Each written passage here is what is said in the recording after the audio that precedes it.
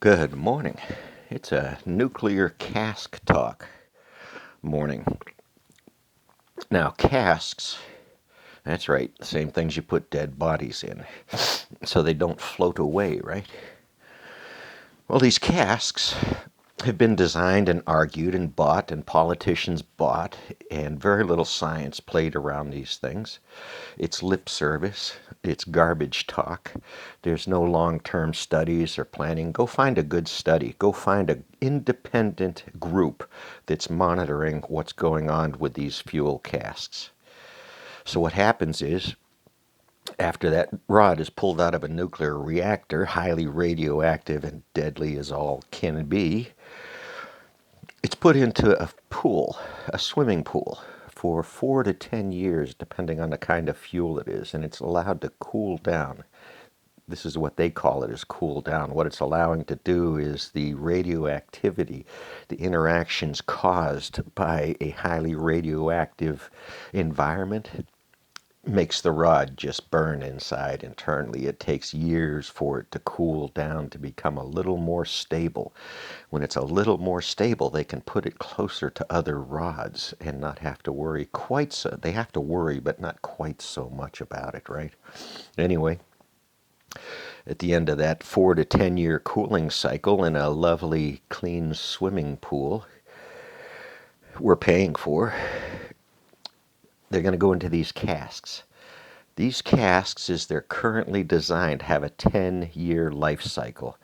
Whoever the master that designed these is, guaranteed that they are going to be busy for the rest of their profitable lives. They'll be sucking profits off of this stuff, giving it to Wall Street and slapping each other on the back. They'll take some of it and they'll go buy another state's politicians, because that's what they do. We have evidence, we have proof of that with the state of Ohio and their politics accepting $61 million in graft from one energy company with a vested interest in sucking the life out of a whole state and the regions around it. This is the games nuclear plays. They enjoy this. They're very good at it. They're very good at obfuscating and minimizing. They won't do a large study. They won't fund it. They'll fight it tooth and nail and argue that we can do it better and cheaper. Don't worry your little heads over it. So these fuel casks are just accidents waiting to happen. They're an excuse for the industry to jump back in and try to be superheroes. We'll see all kinds of super fun site cleanup nonsense and more videos from the Department of Energy and the NRC and the DOE and all the people trying to protect us from these materials.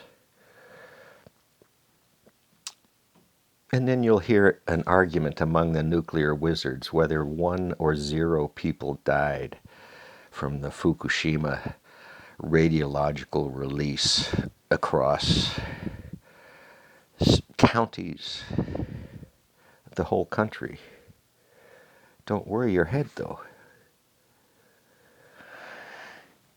So they've got nothing, but the industry has so much money, so much profit, so many salesmen.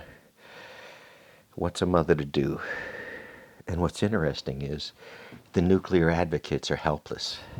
You can get them to spin among each other and argue about a 0 or 1. That's cute. That's a cute argument or debate. Isn't it special? Meanwhile, do a Google on hospitals filled with Chernobyl victims. Where'd they go? What happened? That number is anywhere from 40,000 to who knows how many.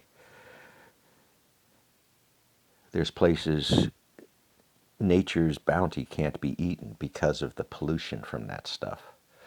We can't go back in those places. We shouldn't. We do. We're tourists and we're naturally curious. But so yeah, the game goes on. Nuclear doesn't have anything but money in its pocket and politicians. And engineers so shallow and feeble they can't see outside their own nonsense. Oh well. Peace is out. No nukes.